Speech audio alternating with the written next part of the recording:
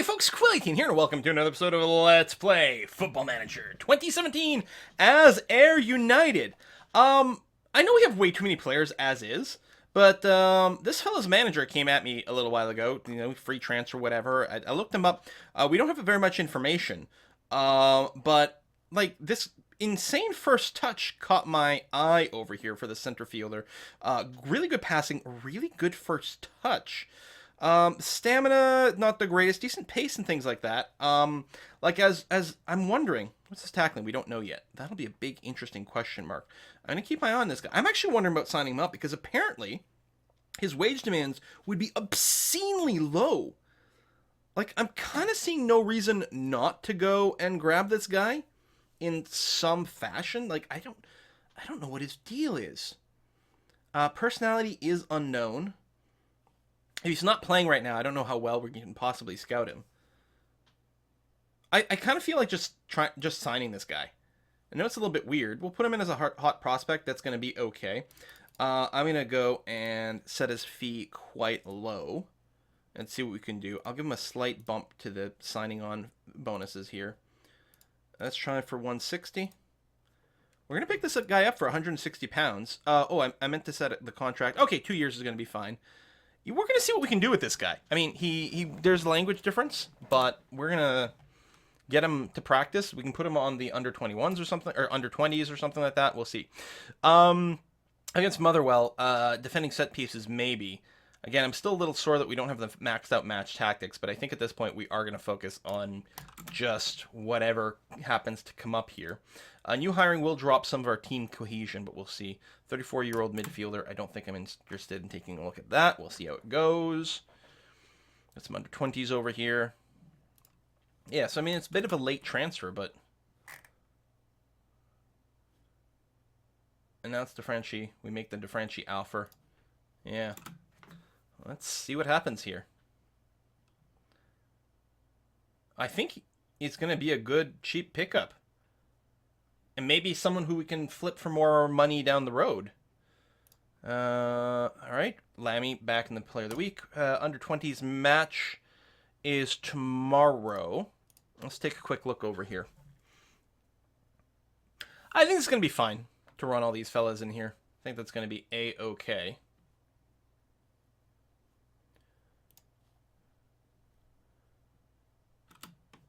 Is he going to sign for us? Because there might be a few offers from a few different people. Although, it did say that he was very eager to join our team. That would probably make it a little easier to negotiate with him. Hot prospect. We can do some tutoring. Because I don't remember. I think termination was something we didn't know about him. Like, we don't know what his personality is going to be. Maybe he doesn't have a very good personality. He's not going to go very many places. Meaty. We'll do a quick little scout on this guy. 21-year-old striker with potentially really good finishing already. That is very interesting. Again, maybe hiring too many people. But we'll see.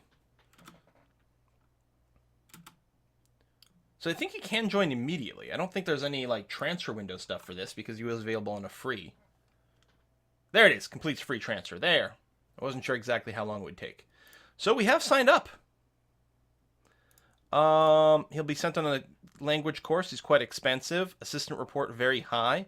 We will send him on the course. We'll ask Nikki Devlin to welcome him. Thank you very much. And we should get a little bit more info about this guy.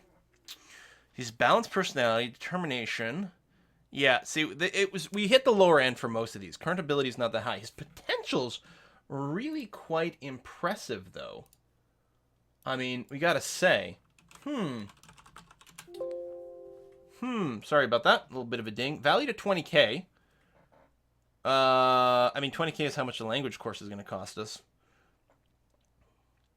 He likes to play central midfielder. Interesting that it considers heading to be important. I guess that kind of makes sense.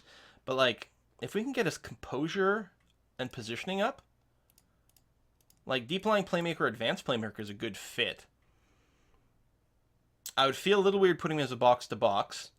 Ball winning, I mean, he doesn't have double-digit aggression or tackling, but he's not the worst. Now, we don't currently play all these roles necessarily. But there's no reason. I think we'd train him up maybe specifically as a deep lying playmaker. He could do stupendously in that. And box to box, he'd also do. Well, he doesn't have the finishing for that. Yeah, he really is. I think really well suited to a deep lying playmaker. And that's what we'll train him as. I don't know exactly how much play we might have for it. Must improve composure. I agree. And then maybe some tutoring. Jay Manuel is such a low determination player, unfortunately. I don't think that would be a great option for him. He's got high potential. Yeah, I don't know. Well, we'll take a look at him. We'll see what we can do with this fella. For now, what I'm going to do is... oh, he's 21. I can't transfer him to the other squad. But I can make him available to it. Is there a way... I guess by right-clicking on his name normally. I can, for squad, I can make him... I can move him to the under-20s?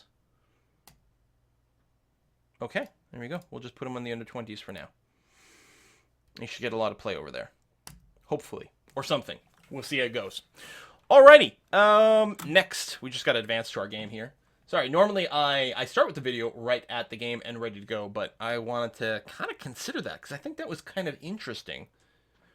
You know, that's more of like sort of an investment style idea more than something that we would need now. Plays down his signing. Non-immediate fireworks. No, he's definitely a hot prospect, sort of a future thing. But I can see that coming into play. Instead of what we do, we could replace. We don't need to go with a pair of box-to-box midfielders. We could have one of the box-to-box midfielders replaced with a deep-lying playmaker as a way to connect up to our advanced playmaker. And I think that would be quite swell. Actually, we might even want to put him in the first, the primary squad. Not necessarily right away, and he's got to be more integrated into the team. Take a teamwork hit when you do get a recruitment. So that's, I think, one of the good reasons to put him down there. Drop Ebu? I don't know. We'll see. So we're the favorite. We are playing at home, which helps, of course. Terribly God, not kind of bouncing back over there, unfortunately. Ebu's been playing at a 7.0. Like, what the hell, man? Gary Fraser actually is playing a lot better, though. Total line. I forgot about that. It's actually Ross Doherty that I'd want to flip for Gary Fraser over here. Something like that. And maybe that's what was upsetting people. We didn't have Gary in the starting 11, and maybe that broke our team dynamics. We're also playing on the opposite side right now. I don't know if that makes much of a difference with the midfielder. We can check their footedness, but I don't think it's a terribly big deal. Another possible free transfer over here. You know, we'll do a basic scout and see what's up. We've got some information about him. Like Gary, what's your balls? Preferred foot is right. It's not like you're strictly on one side or another. If you're over here on the right, it's better for shooting as opposed to crossing. Ebu Adams, they're both preferred foot on the right, so I don't think it makes much of a difference. Okay, let's just go forward. And match preview. We've got a super aggressive with the yellow card referee over here. 9 degrees, raining, very good pitch, not too much wind. Not as many tickets sold as against the Hibs, but not too bad. And yeah, overall I feel pretty good. I think this is going to be all right. Darren Legat's a little bit tired. We could just start Joe Lindley, but he's a little bit young. He's got that silver rating. He's more of a... He's in as a sub because we do need some extra people over here, but that's about it that's going on. Manuel still working this out. Like, the familiarity, it feels like it's not moving, which I find very bizarre. Maybe it really does take a lot more games going on. Darren Legat hasn't played that well recently, but... Again, we need him right now. That's going to be okay. Niane hasn't been playing that well at all at a 6.68 in the last 5 games. I think, you know what we're going to do? Oh, Craig McGuff's a little tired. He did play in another, he did play in the under-21s. We're going to start Jamie Thomas then instead. He hasn't been playing that well either. Slightly lower, but we're going to give him a chance, man. We're going to give him a chance to get started. Squad number for who? Oh, for Joe Lindley. Auto number, Joe Lindley. 33. Welcome to the group. Yeah, I think I brought him up from the under-21s to help out here as an extra substitute. Ayr, 1-2 favorite. They really consider us to be a big favorite over here at home. Jamie Thomas, fairly lengthy role without scoring a goal. I'm going to be passionate. I believe he can. He's enthusiastic and determined to succeed. Just being rested, nothing more than that. I mean, he's in the subs. He's just not starting. Like, It's fine. We actually start with Maguire normally, so that was an odd question. Opposition instructions, we will go ahead and set these two to be tightly marked, and then any other specific advice, sure, that's going to be fine.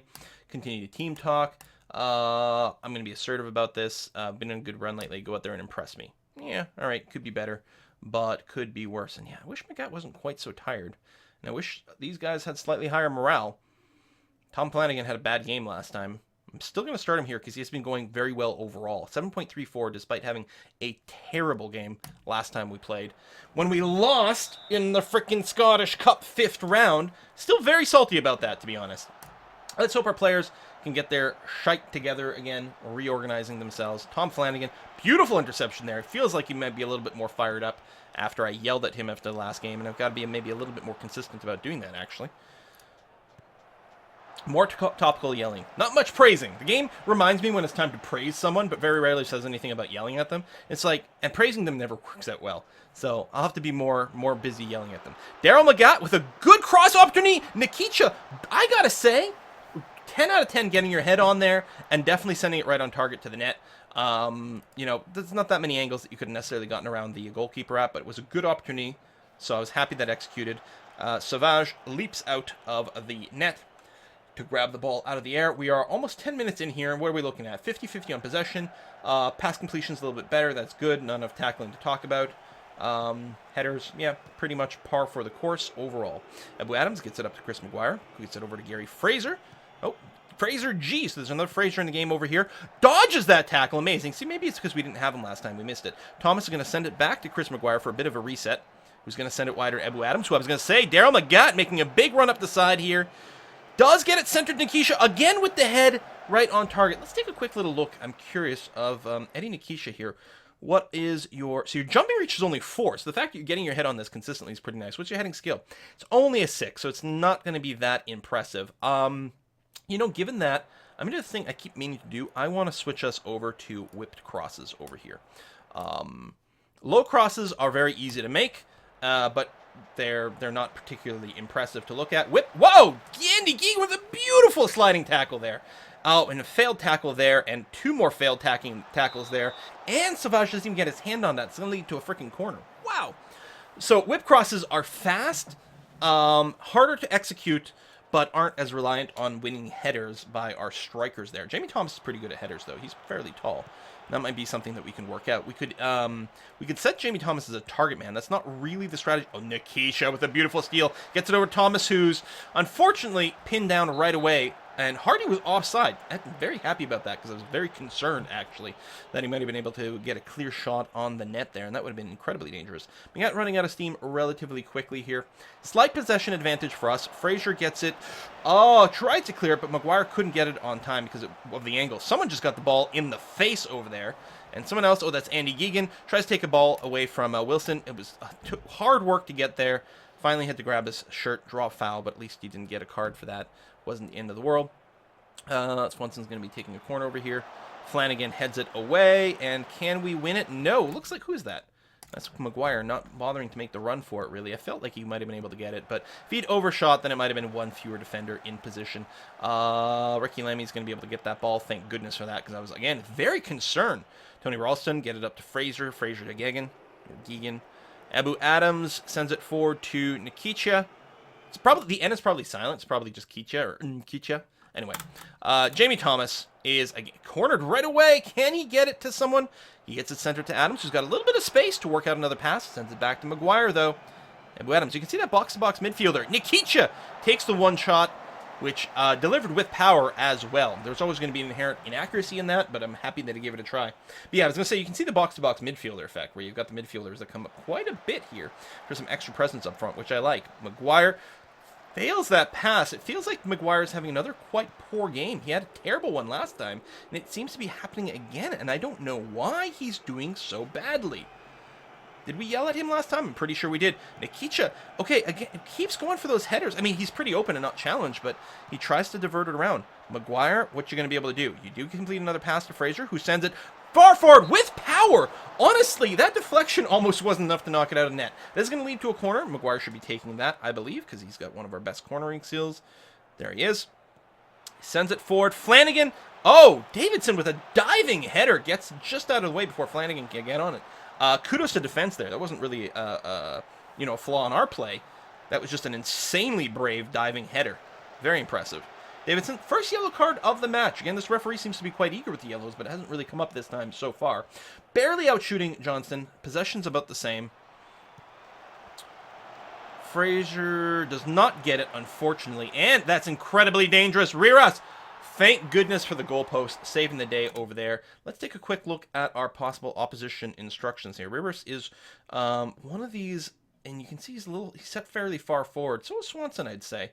I feel like we may want to mark him a little bit more actively.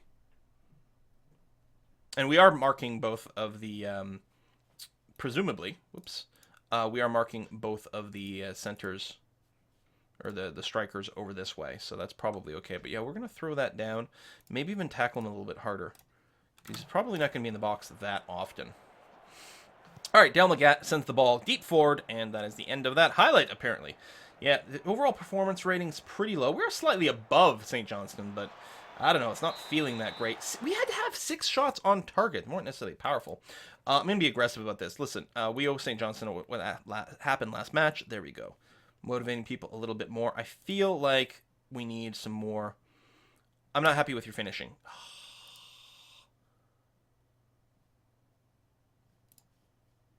Damn it. Losing confidence. But I'm not! You gotta get it in the net. On targets be damned. Your ratings weren't even that high, I don't think. Turner Ralston gets it over to Fraser. Nice pass up to Thomas, who's gonna have to get rid of it pretty fast. Alright, gets it over to Maguire, who's gonna be able to center it to Adams. Back to Thomas. He's got a few passing targets. Send it back to Maguire. Over to Fraser. Wide to Tony Ralston, who centers it up.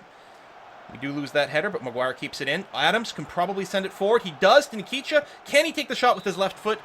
It gets deflected away, unfortunately. If you could have curled it over a little bit more to the left, we could have gotten there. That being said, anything that leads them to a corner, I can't complain too much. Maguire sends it deep and far. Wilson knocks it away. Andy Geegan's going to be trying to run for it there. He does get it, and actually ends up with enough space to work out a pass. I was afraid he was going to get tackled right away after picking it up. And Ralston sends it in, and that is the end of that highlight. Nikita with the 6.4, really not doing that well.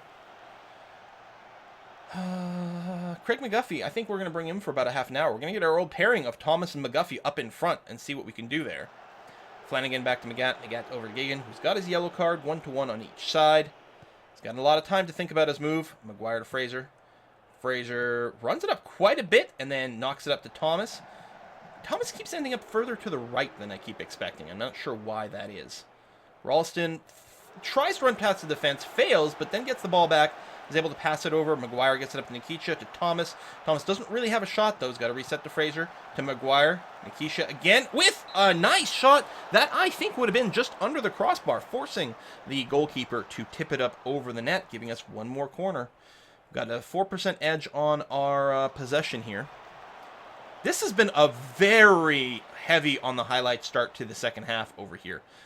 And it does feel like our team's playing a little bit stronger. Maybe our chat really worked out. Magat with a tackle there that could have resulted in something, but apparently the referee decided that was maybe a little bit of a flop, or at least a clean tackle. Could be that he tripped over the ball. Magat's starting to get a little tired, not a surprise. Another warning being issued. Maguire just outside the penalty area, gets a free kick there. Slams it right into their face, gets it over to Gary Fraser, who sends it up to Thomas. Thomas can't quite get it, though. Oh! And in fact, was even called as an offside, so that's not going to be a throw-in for us after all is said and done. Guess that's the way it goes. Magat's been playing a great game here, despite being a little bit more tired. So what I was thinking here is we are going to, because we've got about half an hour to go, yeah, I'm going to bring in Craig McGuffey, man. It's only 91-91. It's going to be fine. You're going to crush this in advance forward. I've got faith in you, Craig. Let's get the old boys out there. The two strikers, McGuffey and Thomas. And just like that, now Craig McGuffey's not in there yet, but the ball, there was like a pinball thing going on there. Thomas with the forward somersault, very nice. A bit of an arm dance as well. A bit of a like pinball effect. Thomas just delivers it, bam, right to the top of the net. And just like that, shows the new strikers why these guys have been for us for such a long time. Second yellow card given for St. Johnston, third overall for the match. Coming in about 20 minutes left. And yeah, it wouldn't be bad to do a Magat swap here. I'd love to give more experience to our little newbie, but I don't know if he's going to be quite strong enough to play in this particular context. Will the decision be? Fraser gets a stern telling off, so not an actual yellow. It's substitutions on the other side. Let's take a quick look at the opposition status here. A lot of swap outs over here. Again, we should have the positional instructions, but I'm just going to make it explicit for some of the marking. Oh, they've changed their structure completely. They're not playing a 4-4-2. They're playing... I mean, I guess in a sense it might be a 4-4-2, but they're using attacking midfielders on the wings. They're definitely going into aggro mode as much as possible over here. Do I want to make something that adjusts to this in some way? I'm not sure. Also, they've got an injury going on there. Potential injury. It's faded out. Is he being pulled? I don't know. Well, let's go back to our tactics over here. Would we want to change anything for that? We might want to have our... Well, how's our midfielders? They're doing not bad. Because I'm going to say, if we had to do a swap there, we might want to put in someone who could play as a ball-winning midfielder. But honestly, as I say, Ebu Adams is quite keen on that. What if we put Geegan on the outside, ball-winning midfielder. Keep him on support is going to be fine. And Fraser in the middle will keep you on box-to-box here as well. So it's a little bit more aggressive and a little bit more defensive. We could also consider swapping out Andy Geegan because he does have that yellow. But I think we'll hold on to him for now. Daryl Magat, we really don't have anyone who can play on the left here. Unless we put Ricky Lammy there, but he's not super comfortable at doing it. You may just have to put up with it. We may actually go and reduce the amount of running you have to do. I'm kind of feeling what I'm going to do is I'm going to put both these guys on a more defensive role over here, especially with the wingers. They'll sit a little further back behind them. I think that's going to be a good idea to stop that. So with 20 minutes left, do we want to do another sub? No one's got a pathetically bad rating at this point, which is good. Some of the morales, again, being okay is not the ideal.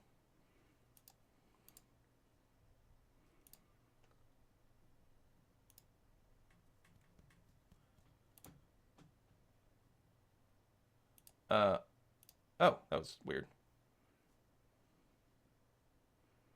Yeah, just swapping them around. I guess we'll leave it be for now.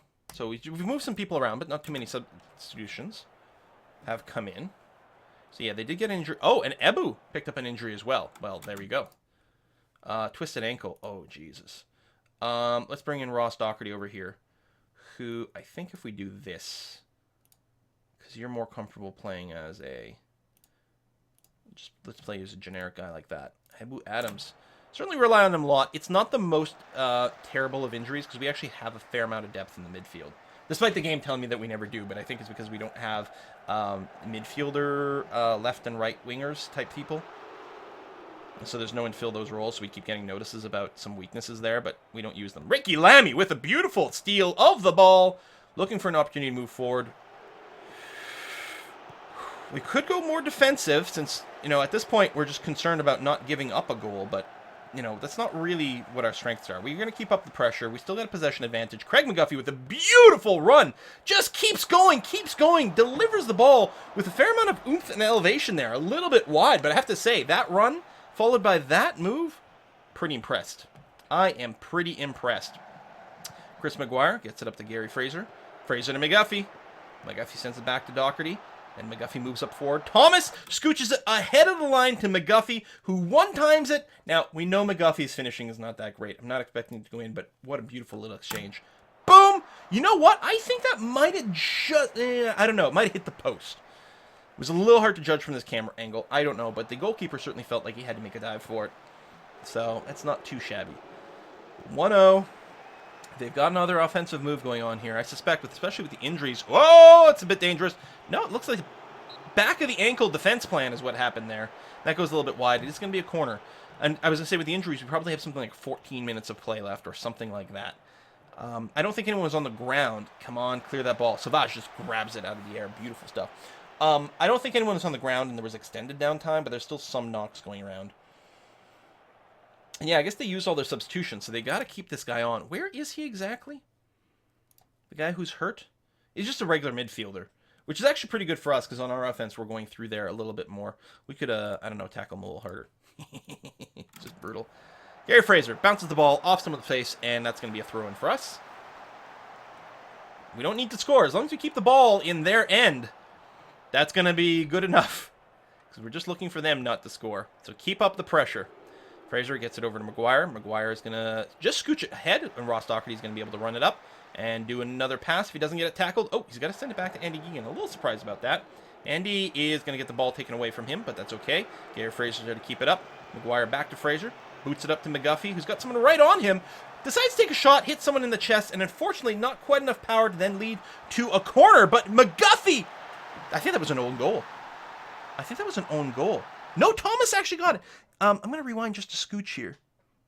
Hold on. If I do this. First of all, like McGuffey, everything about that starting shot. If it had been delivered with a little more power, it would have been led to a corner. So Maguire, Fraser and McGuffey, who somehow beats the defense, goes off there. And yeah, I thought, oh, this guy's going to grab it or this. No, McGuffey, with his pure speed, wins it completely. But you see here, it's going to look... I guess Thomas's foot might have touched that. It looked like it hit someone else. And just like that, again, Thomas and McGuffey showing these new strikers what the old school can do. Not that they're particularly old, but it feels that way. Thomas gets in 2 goals. McGuffey is responsible for a beautiful assist. I'm so happy we're not just playing him as a kind of a poacher. When we discovered, like, oh, the false 9 combo works pretty well, and now, with this sort of attacking forward, his speed, he's roaming around a lot more. He used to just spend all his time just sort of vaguely sitting in front of the goal and then really never getting a pass. Now he's getting a lot more action. I can't believe that we didn't get a call on something there. 30 seconds left. They are rallying. Kane is going to get the ball. He's got a cross. He's got a buddy over here.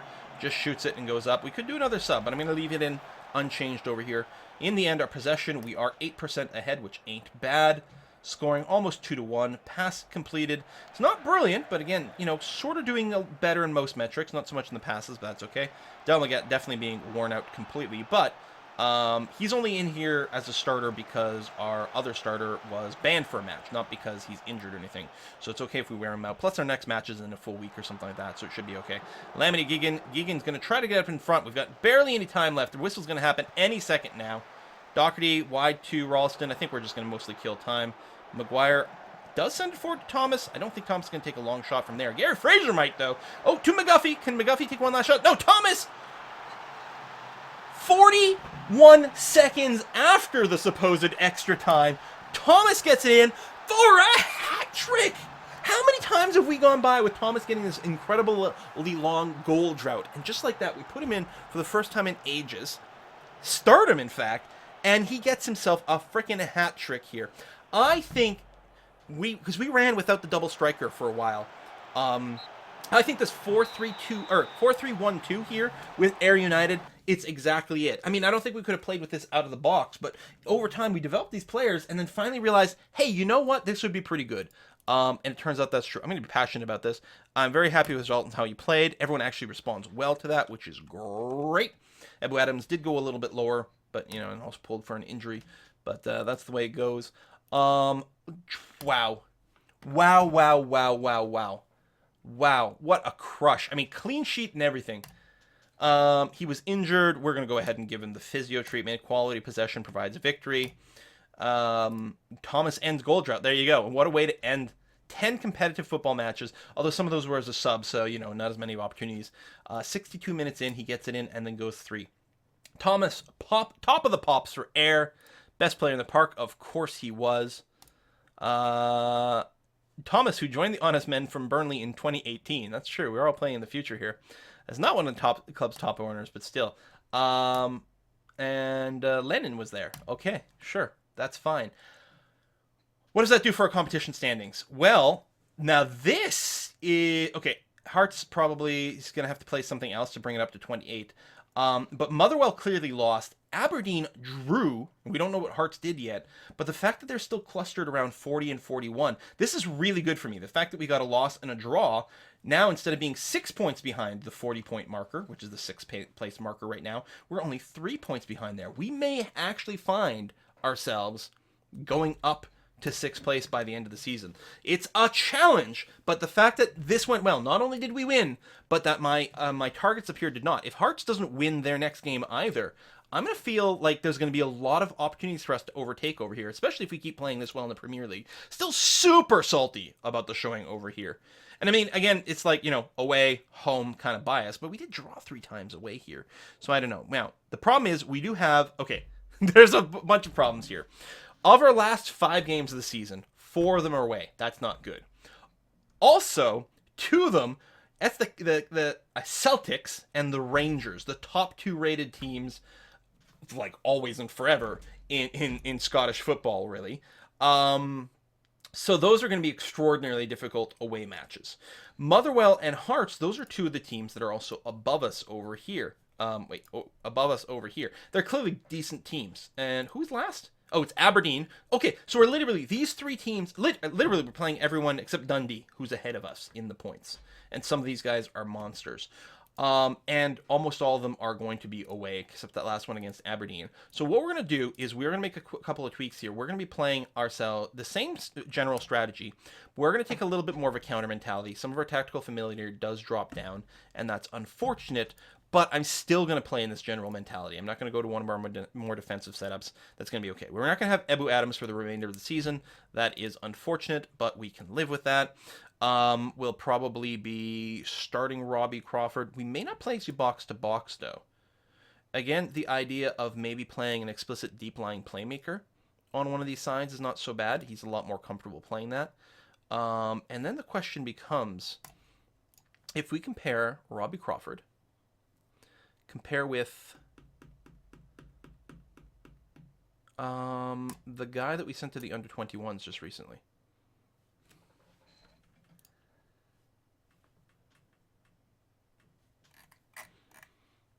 Who is it that we hired? Not Jim Gray. That's someone else I'm obsessing over. Did I not just hire someone and send him down here? I gotta look at my inbox.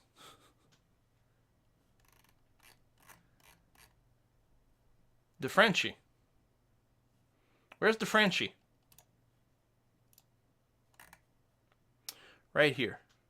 Yeah, he has a lot of potential. He might not be ready to play right now. Can I compare you to the...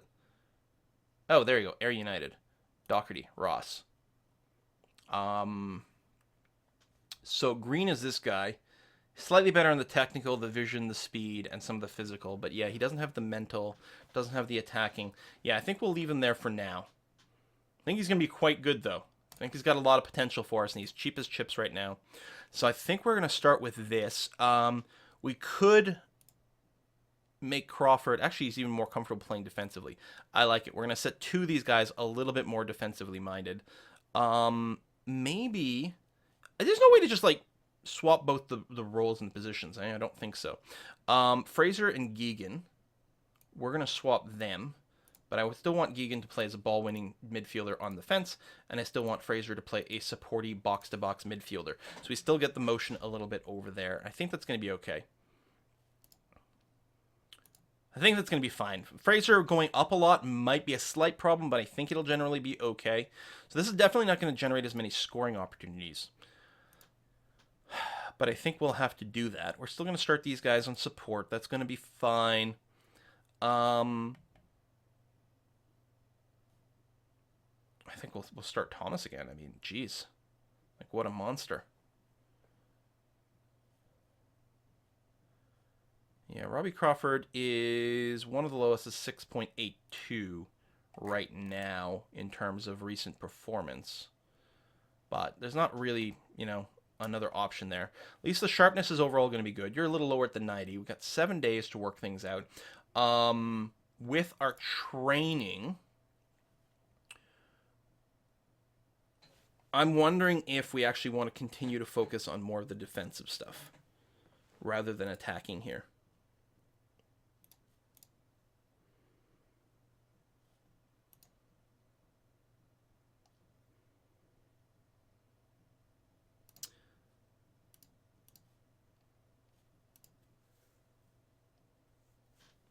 I don't think we have to worry too much about teamwork. We did just recruit someone. But I think overall we'll be okay. And we could split the difference. Attack and defense. I mean, what's the difference between, just going balanced over there? Go ball control, which I think is going to be passing and dribbling.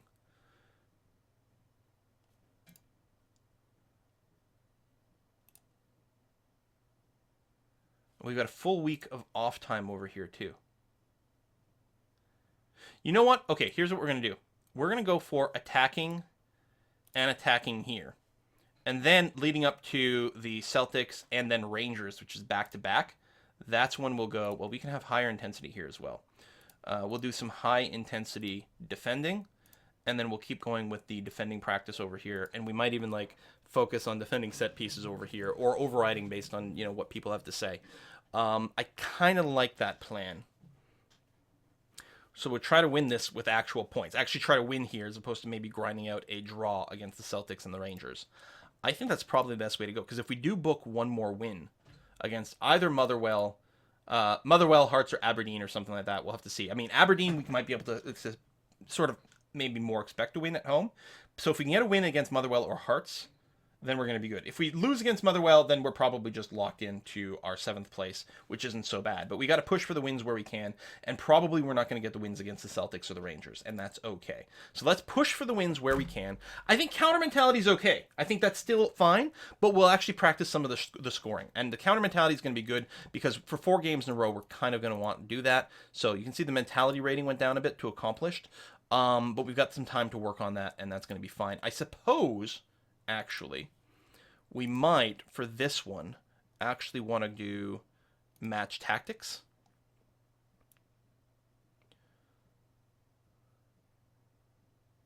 I'm going to increase the match training here so that we can hopefully get our tactics back to fluid in at least a couple of different areas. And then what I might do, I might leave it this big, actually. We're going to see what goes on over there. But that's it for today. Thank you very much for watching, folks, and I'll see you guys next time.